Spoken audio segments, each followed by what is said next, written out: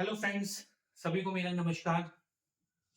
आज हम अपना नेक्स्ट वीडियो जो लेके आए हैं after construction of frequency distributions के बाद मेजर्स ऑफ सेंट्रल टेंडेंसी। तो जो बेसिक स्टैट्स है हमारा मेजर्स ऑफ सेंट्रल टेंडेंसी से हमारा स्टार्ट होता है। तो मेजर ऑफ सेंट्रल टेंडेंसी क्या होती है, मैं वैसे ही आपको एक्सप्लेन करूंगा कि मींस पूरे एक डाटा सेट में कोई आपकी एक सेंट्रल वैल्यू जिससे कि आपका पूरा डाटा सेट रिप्रेजेंट होता है। जिस तरह से हम मीन बोलते हैं, अगर हम कहीं की भी बात करें कि average marks of class is this, that means that particular average value represents the whole class. अगर हम बात करें, अगर किसी फॉरेस्ट्री में या एग्रीकल्चर में, तो average plant height, average fruit production, तो वो उन पूरे प्लांट्स, पूरे बगीचे की या पूरे एरिया की बात आती है। तो सबसे पहला जो मेजर है हमारा सेंट्रल टेंडेंसी का, वो है mean. The first measure of our central tendency is mean. और जो मीन है, मीन को भी हम वही बोलते हैं particular single average value which represents the whole data set because it covers the whole central tendency.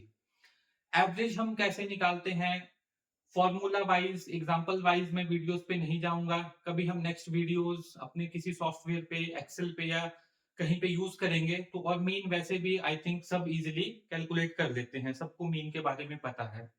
मेरा जो पर्पस है मेनली यही है कि get a brief review of that particular theoretical part, then applied and practical part will cover in different videos. तो सबसे पहला जो आता है मीन। मीन के बारे में सबको पता है, और जो इंपॉर्टेंट बात है जो कई बार नहीं पता होती है, मीन सिर्फ हम अपना जो फाइंड आउट कर सकते हैं वो हम स्केल वेरिएबल्स का यानी कि मीट्रिक डाटा में ही मीन फाइंड कर सकते हैं। जो इंपॉर्टेंट बात है, जो हमारा क्वांटिटेटिव डाटा होता है, जो हम पहले, किसी ने अगर मेरे पुराने वीडियोस नहीं देखे हैं तो उनको गो थ्रू कर ले कि मीट्रिक डाटा क्या होता है वेरिएबल में। तो मैं सिर्फ ये लिखूंगा, मीट्रिक डाटा में हम मीन इजीली फाइंड आउट कर सकते हैं। ठीक है। सेकंड जो हमारा मेजर आता है सेंट्रल टेंडेंसी का, वो आता है हमारा मीडियन।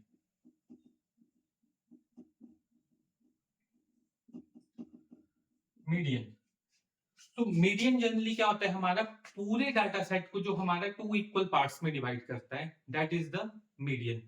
जो मीडियन है, मीडियन हम मीट्रिक डाटा का भी फाइंड कर सकते हैं, नॉन मीट्रिक में भी फाइंड आउट कर सकते हैं मीडियन। बट जनरली मीडियन हमारा कहाँ पे यूज होता है, जो हमारे पास क्वालिटेटिव फॉर्म में डाटा होता है। मींस हम नॉन मीट्रिक डाटा जब होते हैं तो ज्यादातर हम मीडियन वैल्यू से जो एक सेंट्रल उसकी वैल्यू है उसको रिप्रेजेंट करते हैं, because median is an positional average. Mean जो होता है आपका वो सभी ऑब्जर्वेशंस पे डिपेंड करता है, लेकिन मीडियन अगर आपकी पोजिशनल एवरेज है तो वो सिर्फ आपकी एक मिडल वैल्यू जो होगी उस पर डिपेंड करेगा। तो कैलकुलेट किस तरह करना है, फिर से मैं वही रिपीट कर रहा हूं, उस पार्ट में नहीं जाएंगे। तो मीडियन जो है हमारा, वो हम मीट्रिक और नॉन मीट्रिक दोनों डाटा का हम निकाल सकते हैं। Metric oblique non metric. But generally हम कहां पे यूज करते हैं इसको, नॉन मीट्रिक डाटा में। क्योंकि मीट्रिक डाटा में तो हम मीन निकाल सकते हैं, तो we go for mean. Median निकल जाता है, लेकिन हम प्रेफर किसको करते हैं, मीट्रिक डाटा में मीन को और नॉन मीट्रिक डाटा में मीडियन को। तो वीडियो में मैं ज्यादा नहीं, थर्ड हमारा जो मेन इसमें आता है वो आता है मोड।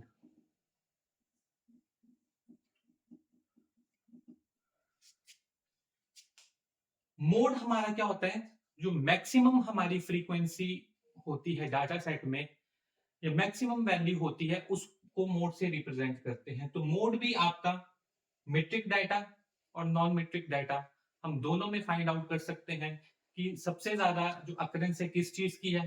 बट जनरली मोड हम मीट्रिक डाटा के केस में ही लेते हैं।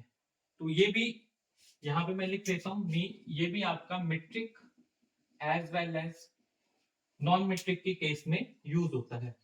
इसके बाद जो हमारे मेजर ऑफ सेंट्रल टेंडेंसी है वो और भी हैं, जिस तरह से हमारे पास है geometric mean, harmonic mean, but उसको अभी हम इस पार्ट में कवर नहीं कर रहे हैं। तो सिंपल सा मेजर ऑफ सेंट्रल टेंडेंसी का है कि किस डाटा में कौन सी चीज आप लगा सकते हैं, कैसे लगानी है, वो फॉर्मूलाज हैं, मिल जाएगा। कभी हम नेक्स्ट फर्दर अगर प्रैक्टिकल्स करेंगे तो उसमें हम सॉफ्टवेयर में किस तरह निकालते हैं तो हम कोई आइडिया ले सकते हैं।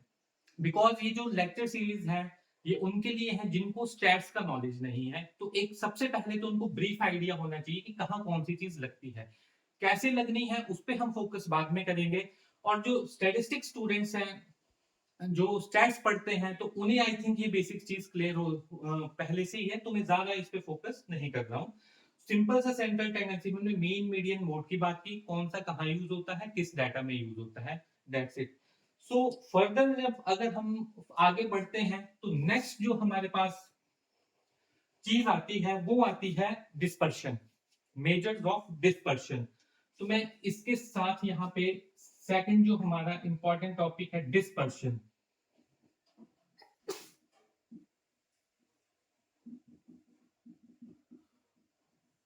डिस्पर्शन, सो डिस्पर्शन क्या चीज होती है, आपने फिजिक्स में भी पढ़ा होगा। स्प्रेडिंग, स्प्रेड जिसको हम करते हैं, जैसे डिस्पर्शन ऑफ लाइट, हम इस तरह से स्कूल लेवल पे जो भी हमने फिजिक्स पढ़ी है उसमें हमने डिस्पर्शन के बारे में पढ़ा है। So in statistics, with respect to statistics क्या होती है, डिस्पर्शन आपकी डाटा कितना स्प्रेड है आपका, means the whole set of series of data, how much it is spread from one point to another point, that is your dispersion। तो measures of dispersion में हमारे पास बहुत सारे हैं, बट जनरली हम स्टैट्स में स्टैंडर्ड डेविएशन का आपने बहुत नाम सुना होगा, स्टैंडर्ड डेविएशन या वेरिएंस यूज करते हैं। तो सबसे जो हमारा पहला मेजर ऑफ डिस्पर्शन आता है, जो मेजर ऑफ हमारा डिस्पर्शन है, डिस्पर्शन में हमारे पास सबसे पहला मेजर आता है रेंज। अगर हम बात करें रेंज, तो रेंज हमारे पास क्या होती है, पूरे डाटा सेट की मैक्सिमम वैल्यू और मिनिमम वैल्यू, उनका जो भी difference between both these values होगा वो हमारी एक रेंज होगी डाटा सेट की, कि मिनिमम डाटा सेट और मैक्सिमम कितना स्प्रेड कर रहा है हमारा, दैट इज रेंज। इसके बाद हमारे पास क्वार्टाइल डेविएशन,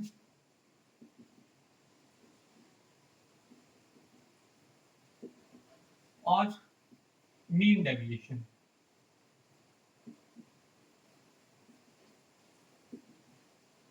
ये होती है। तो क्वार्टाइल डेविएशन हमारी क्या होती है कि हमारा जो डाटा सेट है वो 4 इक्वल पार्ट्स में डिवाइड है और वो कितना डेविएट कर रहा है। मीन डेविएशन हमारी क्या होती है कि मीन से हमारा डाटा कितना डेविएट कर रहा है। बट ये दोनों हमारे लिटिल बिट क्रूड मेजर्स हैं, ज्यादा बेटर नहीं है, इसीलिए हम मैक्सिमम जो हम फोकस करते हैं अपने डाटा सेट पे वो हम करते हैं स्टैंडर्ड डेविएशन। स्टैंडर्ड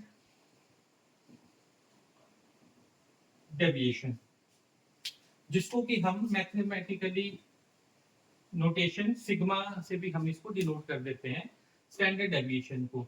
तो आपने मैक्सिमम जो स्टैट्स में सुना होगा मीन और स्टैंडर्ड डेविएशन ही ज्यादातर सुना होगा। तो ये हमारे कुछ मेजर्स हैं जो कि हमारे डिस्पर्शन के मेजर हैं, इनको हम एब्सोल्यूट मेजर्स भी बोलते हैं, हमारे रिलेटिव मेजर्स होते हैं बट उन पे हम फोकस नहीं करेंगे। तो हमारा जो मेन फोकस रहेगा वो रहेगा स्टैंडर्ड डेविएशन पे।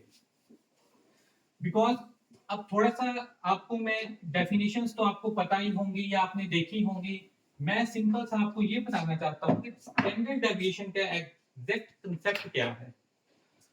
थोड़ा सा हम इसको अगर समझें, अगर हमारे पास कोई डाटा सेट है, मान लो हमारे पास 10 ऑब्जर्वेशन है, 10 ऑब्जर्वेशन में भी 10 हमारे पास मार्क्स हैं, 10 प्लांट हाइट्स हैं, कुछ भी हम अगर इसको ले ले, तो अगर हम इसकी एवरेज निकालते हैं मीन,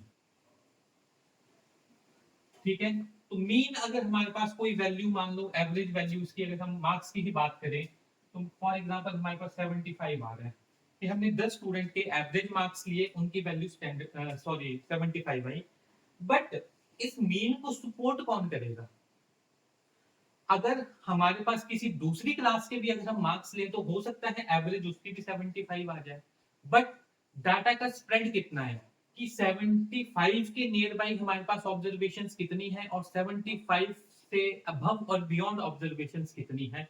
तो स्टैंडर्ड डेविएशन हमारा क्या करता है, हमारे मीन को सपोर्ट करता है। अगर हमारे पास कोई 2 3 4 सेट ऑफ सीरीज है, क्लासेस हैं और सबकी एवरेज सेम है, then which class you will choose, क्योंकि 75 एवरेज तो सबकी है, ठीक है। तो आप किस क्लास को ज्यादा वेटेज या ज्यादा इंपॉर्टेंस रखेंगे, उस केस में हमारा that is standard deviation support करेगा। Standard deviation, standard deviation support इसलिए करेगा क्योंकि जिसका डेविएशन कम होगा इट मींस उसके डाटा की स्प्रेड डिस्पर्शन कम है। डिस्पर्शन कम है तो वो हमारे पास स्टेबिलिटी ज्यादा है। तो उस चीज को अब मान लो कि यहाँ पे हमने 2 3 क्लासेस ली थी जिसका एवरेज मार्क्स हमारे पास सबके 75 आ गए। अब किसी का स्टैंडर्ड डेविएशन हमारे पास यहाँ पे 2 आ रहा है, किसी का 5 आ रहा है, किसी का 4 आ रहा है, किसी का कुछ आ रहा है। तो मीन्स हमारे पास जिसका स्टैंडर्ड डेविएशन कम होगा दैट मीन्स उसमें क्या है, डाटा की स्प्रेड डेविएशन कम है, ठीक है। तो स्टैंडर्ड डेविएशन का कंसेप्ट ये है। और एक हमारा वेरिएंस आपने सुना होगा, बहुत ज्यादा यूज होता है, ये थोड़ा सा हमारा रिलेटिव मेजर है। तो सिंपल सा मैं आपको यही बता सकता हूँ, इसको हम सिग्मा स्क्वायर से डिनोट करते हैं।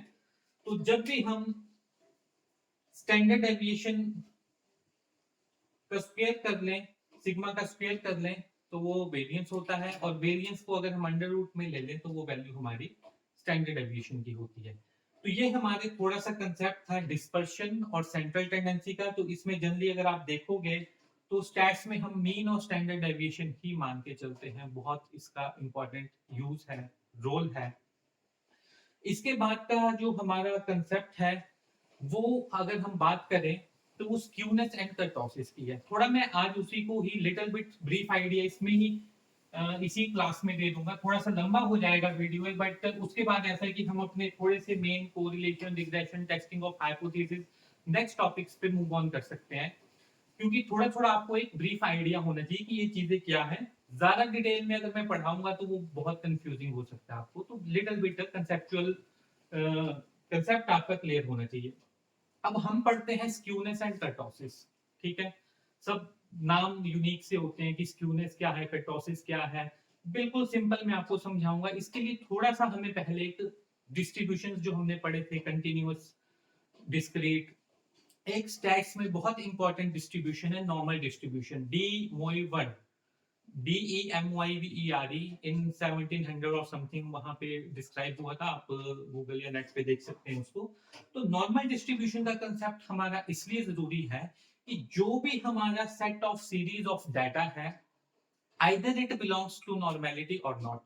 अब नॉर्मेलिटी का कंसेप्ट क्या है वो थोड़ा सा आपको बाद में क्लियर हो पाएगा, बट नॉर्मेलिटी का जो रिलेशन है वो हमारे डिस्ट्रीब्यूशन के स्क्यूनेस और कर्टोसिस से है। तो इसलिए मैंने आपको थोड़ा सा बताया कि नॉर्मेलिटी का कंसेप्ट क्यों जरूरी है। अब स्क्यूनेस की अगर हम बात करते हैं, स्क्यूनेस,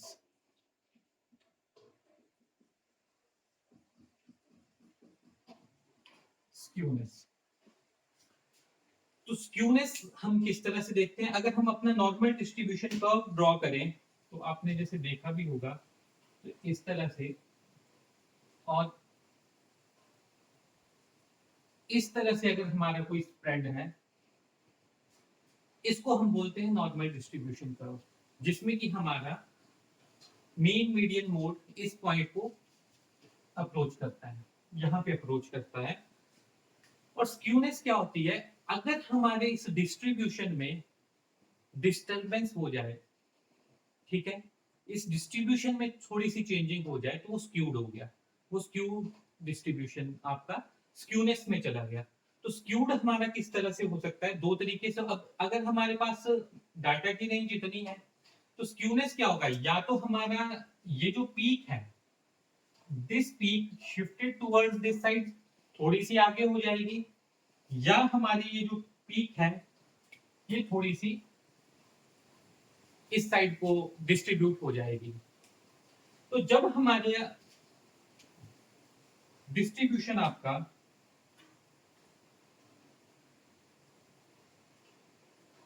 यहां को पीक होके इस साइड को एलोंगेट हो जाए तो इसको हम बोलते हैं पॉजिटिवली स्क्यूड, पॉजिटिवली स्क्यूड। और अगर यही डिस्ट्रीब्यूशन हमारा लेफ्ट साइड को ज्यादा एलोंगेटेड हो जाए इस तरह से, तो इसको हम बोलते हैं नेगेटिवली स्क्यूड, नेगेटिवली स्क्यूड।